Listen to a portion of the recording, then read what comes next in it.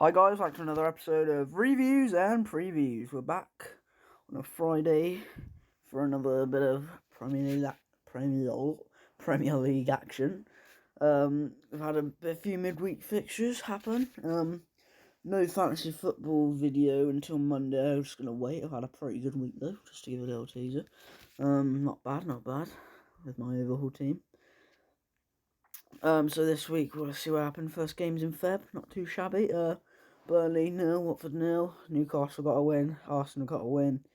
It's not too bad. Tottenham lost. You love to see it. Norwich got a draw. Watford lost. Burnley also got another draw against Man United. There was a thriller between Villa and Leeds as well. And yeah, Liverpool also beat Leicester. We'll start with Newcastle, and it was an absolute fabulous performance. What a game. Until the two own goals. Lascelles, I was not speaking very kindly of him after that own goal. He saying he should not be in the team. Then he goes and gets the assist for the other own goal at the other end by heading it onto the crossbar down into Holgate. Half time, 1-1, looking pretty good. We came out all guns blazing in the second half. 3-1. Ryan Fraser was his first ever Prem goal for us, and then Kieran Trippier spanks in a little free kick, 25 yards out of that Jordan Pickford. And I actually saw somebody dressed up in a T-Rex costume to convey that Jordan Pickford has dinosaur arms. So that was funny, and every time Pickford did get the ball, he was just getting booed constantly, so that was really funny. Very good performances all around the shop, really. Yeah, Willock, I thought, played very well. Target as well on his debut, not too bad. And then Bruno Guimaraes came on from the bench and did a little back heel in the corner, waste a bit of time, Very lovely. But yeah, that's really helped us out. Us pulled Everton with their new manager, old Frankie Lampard, into the drop zone, into the relegation fight, because now Leeds, even Brentford are now, I'd say, even in with a bit of a scrap. We've moved out of the relegation zone for like the first time in a long time. So yeah, not too shabby. It was a pretty feisty encounter, actually. I mean, I think that it helped us when Jared Branthwaite had to come on for Everton after Mina got injured. Also, Dele Alli looked absolutely homeless. Not just saying that because of his dress sense. He actually looked homeless on the pitch. Like, he didn't look like he didn't look himself, and he hasn't looked like himself for years.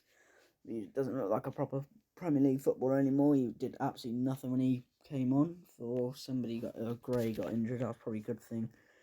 Damari Gray was doing alright, and Anthony Gordon played quite well for Everton. But yeah, good win for Newcastle. On to the weekend. We'll go with Arsenal then, and a very, very watchable game actually last night. Brilliant game. I think it was enjoyable to watch actually as a normal football fan, but as an Arsenal fan, it was horrible because we were holding on again for the whole time. As you can see, look at that. Gabriel Martinelli managed to get the goal and then get sent off. No, Gabriel, centre-back, got the goal. Little tap in, Wolves wanted a foul, but not really. Not going to happen, mate. And then Martinelli somehow got booked twice in like 5 seconds. For I think, was pushing somebody over at a throw-in and then absolutely bodying someone 5 seconds later by just shoving him over, which is fair enough, I thought. At the time, I thought, oh my god, the referee's actually going to send him off. I thought, oh, this ref, he's a bit like that old Michael Oliver. He likes to make a bit of a scene most of the time. But yeah, good performance though from Arsenal. Held on for over 20 minutes with 10 men. I just didn't see it happening. I thought, oh, do I have to get a point out of this game when that red card happened? But to be fair, I think it almost helped us, because we were sort of in a 50-50 decision whether to go for the second or to just defend, and that made our minds up, really. Had to go and defend, had to go get the 3 points, and we did, and that's a crucial 3 points. I didn't really see that coming. I did predict 2-1, but as the week drew on, I was like, oh god, I don't fancy us. And then they put in a pretty good display, actually, so as you can see that, up to 5th. And yeah, we've gone above Man United and Tottenham, and Tottenham losing, that's put us a good little gap between us, and we've still got games in hand over West Ham and Man United, and we're going to have even more in hand over them soon enough, because we're not playing this weekend, we're not playing another weekend, I think. We've got a few midweek games we're going to have to catch up on. Yeah, Newcastle sitting well, doing well there. But yeah, it was very good. Very good performance, actually. Xhaka and Pai both getting booked in the first half. I thought, oh, if you don't take one of them off, it's so silly. But to be fair, they stuck together as a group and, yeah, got through into the end. Yeah, interesting game. Anyway, let's go into this week's predictions. Oh. So we got a whole host of games. No Arsenal this week. We've only got Newcastle game to preview here.